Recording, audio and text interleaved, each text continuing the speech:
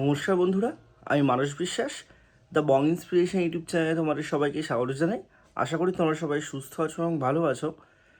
তা further verification এবং under প্রসেসের অনেক মানুষের টাকা গতকালকে কিন্তু ঢুকেছে। তা তোমাদের কিভাবে এই টাকাটা ঢুকছে তা তোমাদেরকে বলবো। ভিডিওটা তোমরা শেষ পর্যন্ত দেখো। অন্নপূর্ণা ভাণ্ডার নিয়ে তোমরা কেউ বিভ্রান্ত হবে না। ম্যাক্সিমাম মানুষ কিন্তু সত্যি টাকা পাচ্ছে, ঠিক আছে। কেউ ক্লেম করে টাকা পাচ্ছে, কেউ ক্লেম না করে টাকা পাচ্ছে। তা পুরো বিষয়টাই বলবো। তা ভিডিওটা তোমরা শেষ পর্যন্ত দেখো এবং যারা যারা আমার এই চ্যানেলে নতুন, তোমরা অবশ্যই চ্যানেলটি সাবস্ক্রাইব করে পাশের বেল আইকনটি ক্লিক করে রাখবে এবং ভিডিওটি ভালো লাগলে ভিডিওটি লাইক করবে।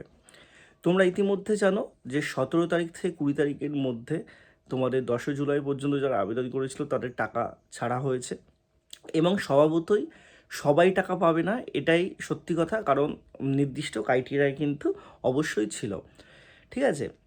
তা সেক্ষেত্রে তোমাদের 17 তারিখ থেকে 19 তারিখের মধ্যে তোমাদের যারা টাকা পেয়েছিল তার মধ্যে অনেকে কিন্তু টাকা পায়নি। তা 19 তারিখে যখন তোমাদের পোর্টাল খোলা হয় সেখানে তোমাদের আন্ডার প্রসেস অনেকের এবং অনেকের ফার্দার ভেরিফিকেশান 3টে পাক্কা রুম আরবান এরিয়া এটা দেখা যাচ্ছিল।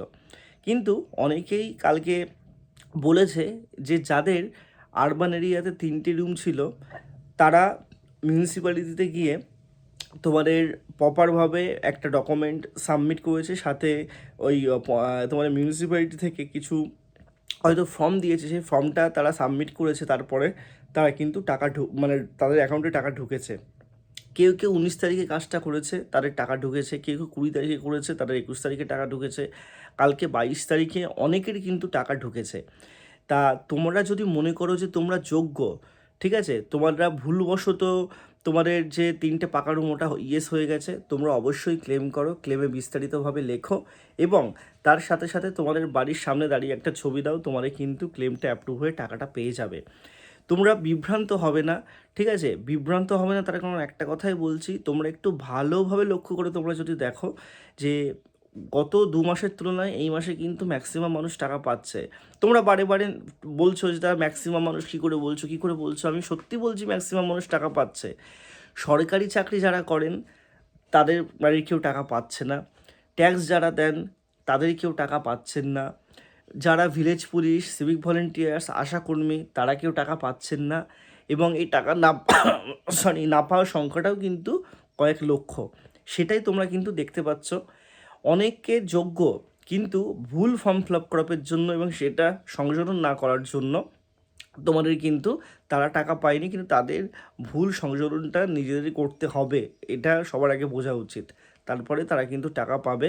এবং তোমরা কালকে ইতিমধ্যে দেখেছো যে মুখ্যমন্ত্রী একটা ছোট্ট সাংবাদিকের সামনে এসেছিল, এসে বাইট দিয়েছে এবং তিনি বলেছেন যে প্রয়োজনে অর্থমন্ত্রীর সামনেই বলছি আরও 30 লক্ষ টাকা বা 30 লক্ষ মহিলাকে প্রয়োজনে আমরা টাকা দেব, কিন্তু অযোগ্য কেউ টাকা পাবে না, যতই তারা চিল্লামিল্লি করুক, যতই তারা রাস্তায় নামুক। এটা কিন্তু একটা মুখ্যমন্ত্রী বলেছে, এটা আমার কথা না, ঠিক আছে। তা বিষয়টা হচ্ছে তোমরা অনেকেই অনেক রকমভাবে বলছো, সেই সব ব্যাপারে আমি একদমই যাবো না। শুধু এইটুকুই বলবো যে যারা আরবানে থাকে, যাদের 3টে রুম নেই কিন্তু ভুলবশত করে ফেলেছে, তোমরা অবশ্যই কিন্তু ক্লেম করো, তোমরা টাকা পাবে। কোনো জায়গা থেকে তোমাদের যদি মনে হয় তোমরা যোগ্য, তোমরা অবশ্যই ক্লেম করলে কিন্তু তোমরা টাকা পাবে। এবং যাদের আন্ডার প্রসেস ছিল তাদের কোনো কিচ্ছু করার দরকার নেই, শুধুমাত্র যাদের ফার্দার ভেরিফিকেশান দেখাচ্ছে তোমরাই কিন্তু ক্লেম করো, তোমরা কিন্তু সবাই টাকা পেয়ে যাবে। এইটুকুই বলা। তোমাদের যদি আর কোনো কোয়ারিজ লাগে নিচে জানাও। আর কারা কারা টাকা পেয়েছো ফার্দার ভেরিফিকেশানের পর অবশ্যই নিচেও এটা একটু জানাও তো, তাহলে সবাই দেখুক। ধন্যবাদ।